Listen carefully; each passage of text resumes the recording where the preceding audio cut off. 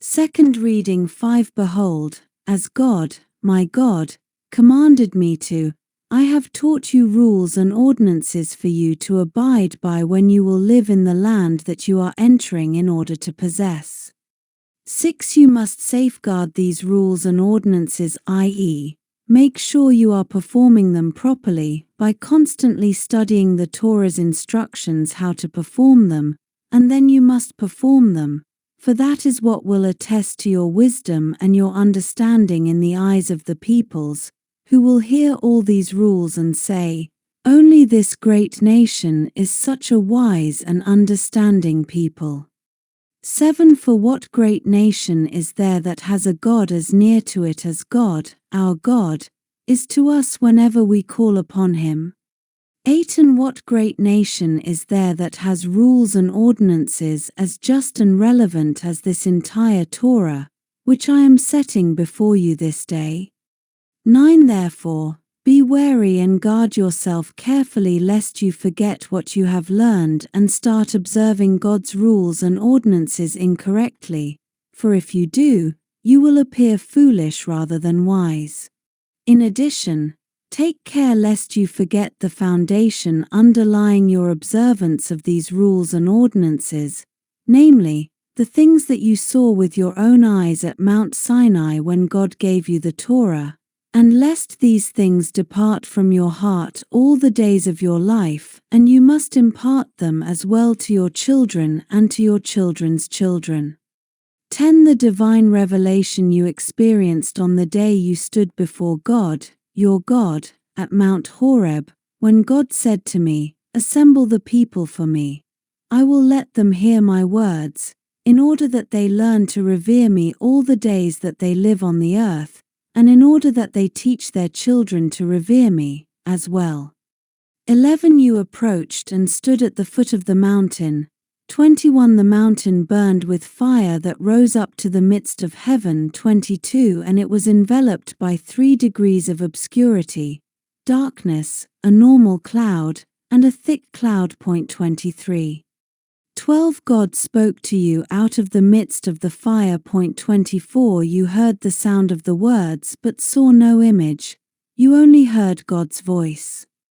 13. He told you the terms of his covenant. 25. The Torah that he commanded you to observe, and summarized it. 26. In the 10 Commandments, and he inscribed the 10 Commandments on 2 stone tablets. 27.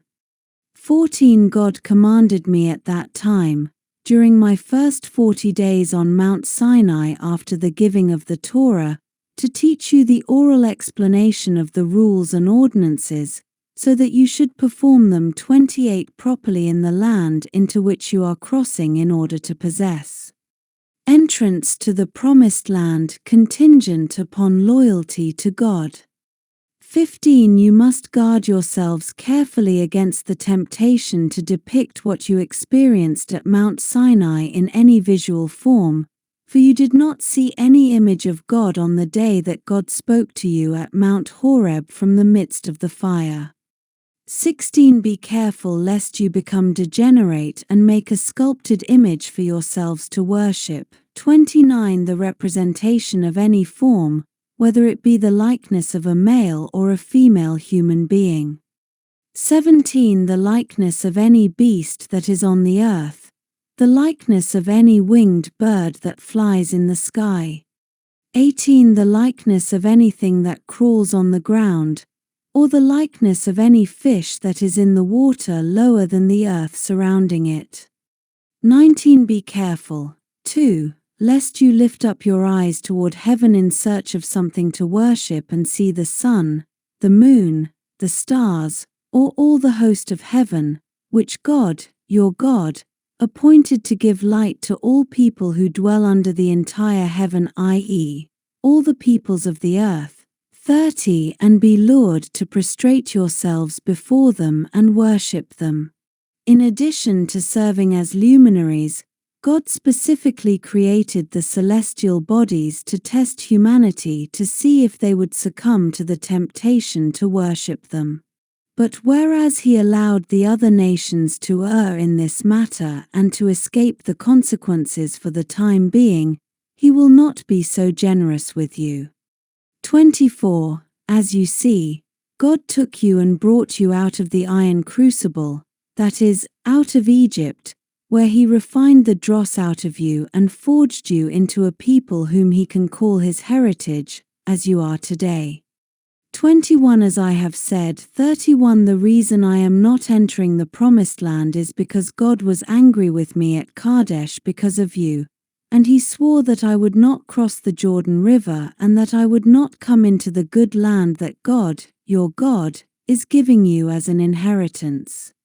22. For I must die and be buried in this land. I will not even cross the Jordan River in a coffin. You, however, have been forgiven and will cross it, and you will take possession of this good land.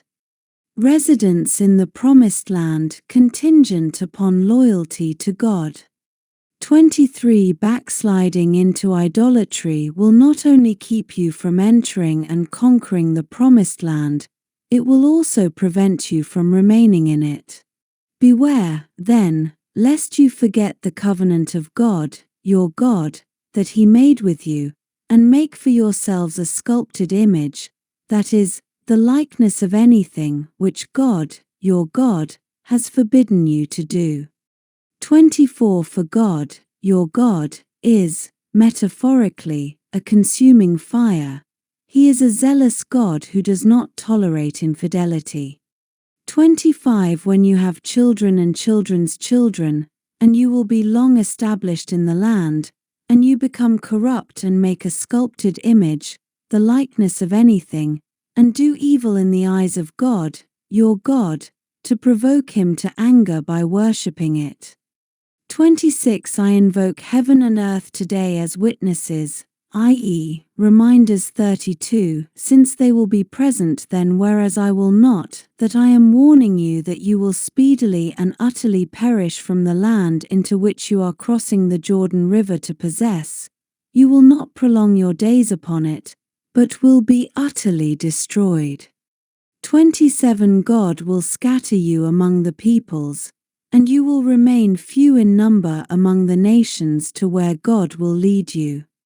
28. As slaves, you will serve idol-worshipping masters in your exile, so it will be as though you yourselves will be worshipping other deities, their man's handiwork, wood and stone, that can neither see, hear, eat, or smell. 29. But since God has irrevocably made you his people, you will eventually seek God, your God, from there, and you will find him if you seek him with all your heart and with all your soul.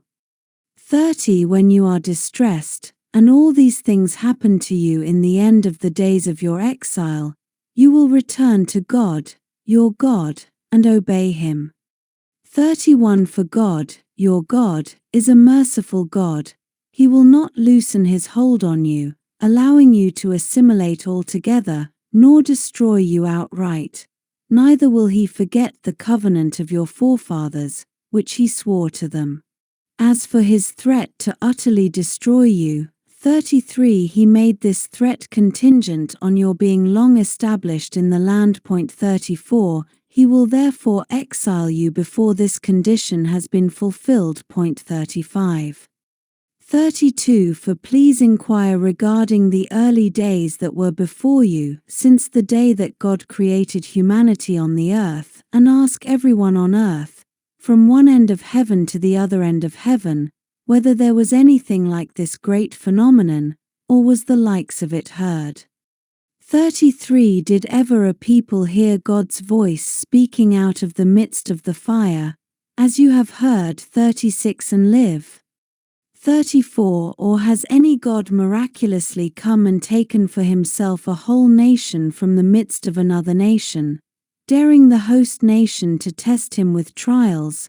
37. Or providing his emissary with signs confirming that a supernal power sent him? 38 or smiting the host nation with marvels, the plagues, 39 or waging war against it, 40 or, besides the other plagues, which only vexed the Egyptians but did not kill them, by figuratively using his mighty hand to kill their animals with an epidemic, 41 or by figuratively using his outstretched arm to kill their firstborn, 42 or by manifesting his great, awesome presence, 43 as all that God, your God, did for you in Egypt before your eyes. 35 Nonetheless, the miracles of the Exodus did not preclude the existence of some other, albeit lesser, deity. But when God gave you the Torah, you were shown that there is no other deity. He first opened up the entire hierarchy of the spiritual worlds, 44, in order for you to know that God is the only God in it. And then he tore open both spiritual and physical reality so you could see that there is no other reality within creation besides him. 45.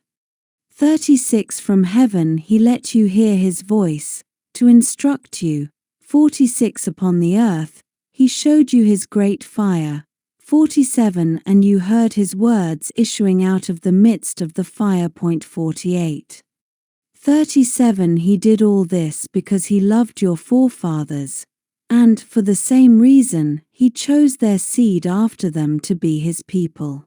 He therefore brought you out of Egypt, protecting you either by placing himself in front of you, 49, or placing you in front of him, 50, whichever was necessary, and showing your forefathers how he rescued you at the Sea of Reeds, 51, with his great strength.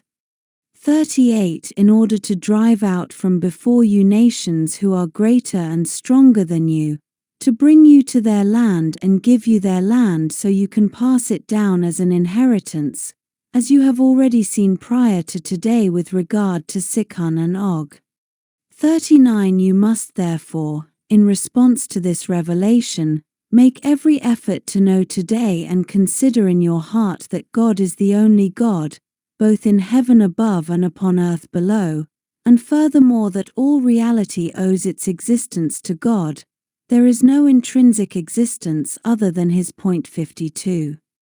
40 In order to achieve this awareness, God has given you the Torah and its commandments. 53 You must therefore observe his rules and his commandments, which I am commanding you today, so that it may go well with you and your children after you, and so that you may prolong your days upon the land that God, your God, is giving to you forever.